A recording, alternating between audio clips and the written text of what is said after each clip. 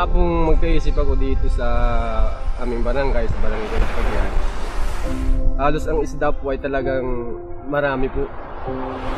Kasi noon pa nag-aaral na akong mangisda hanggang ngayon sa panahon na ito. Kaya lang after nung bagyong Rusing na noong taong 1995, medyo parang nasira na yung aming mga pinagkukunan dito. Halos mahina na masyado yung isda. Marami ng mga species na isda na hindi na namin nakikita ngayon. Nahuhuli. Saka isa na rin, sa dami siguro ng populasyon, kaya hindi nakaramdam na kami ng parang sa paghanap buhay ay mahina talaga masyado. Nakatira ako dito sa Tarum ng almost 35 years. Maganda naman po yung pamumuhay dito. Tsaka, ang nagugustuhan ko dito, yung mga tao naman dito ay mababait sila. May kahirapan din po ang buhay dito.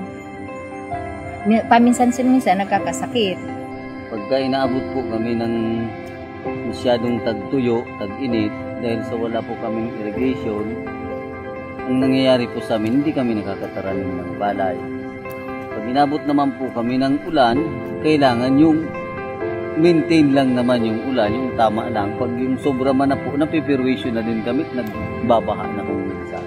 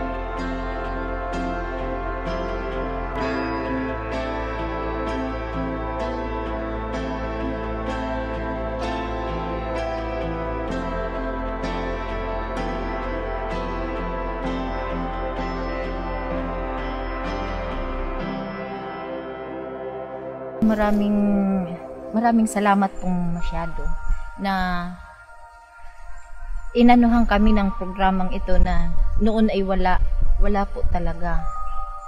Ngayon, nakita po namin na talagang malaking tulong o naging bahagi sa amin itong ADRA. Lalo na sa yung mga donor sa hindi sa amin nagsasawa na tumulong. Kasi ngayon lang po namin naranasan ang maraming natutunan sa mga training namin dito. Siyempre, nagpapasalamat na lang po ako sa ADRA Saram at sa lahat po ng ADRA from New Zealand, sa inyo po sir. At kahit pa paano po ay may natutunan din kami. Malaki rin po ang naitulong sa amin kahit hindi sa pang-financial, sa amin lang mga sarili na dito sa pamumuhay. Na turuan po kami, tapos dagdagan yung sa aming ibang mga pagkakitaan tulad po ng lapu-lapu. Ipagpapatuloy ko po ito sir, at sa tulong ng Panginoon, sa tulong ng ADRA, pinamana ninyo sa amin itong magandang teknolohiya pong ito na mapapakinabangan ng mga maliliit. Hanggat ako po'y nabubuhay, sisikapin ko pong itong natutunan ko pong ito dito po sa tulong ng ADRA ay ma-share ko po sa kanila. Ibinabalik ko po sa tulong ng Panginoong Diyos ang pinagmulan po ng grasyang ito na tinanggap namin. Sana ay wag po ditong magtapos yung magandang programa at lalo pa pong pagyamanin ng Panginoon na hindi lamang niya kami hindi lamang kami ang natulungan kundi lahat pa po mga mamamayan.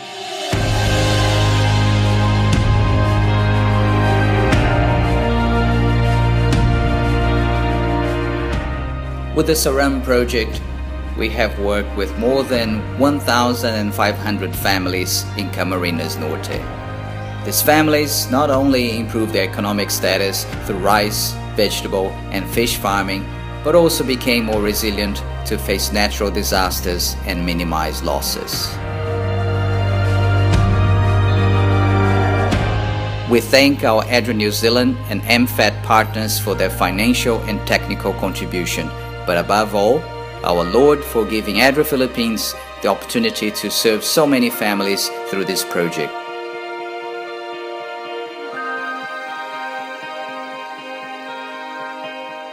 Love, mercy, and justice have been demonstrated through our actions, and hope now inspires community life.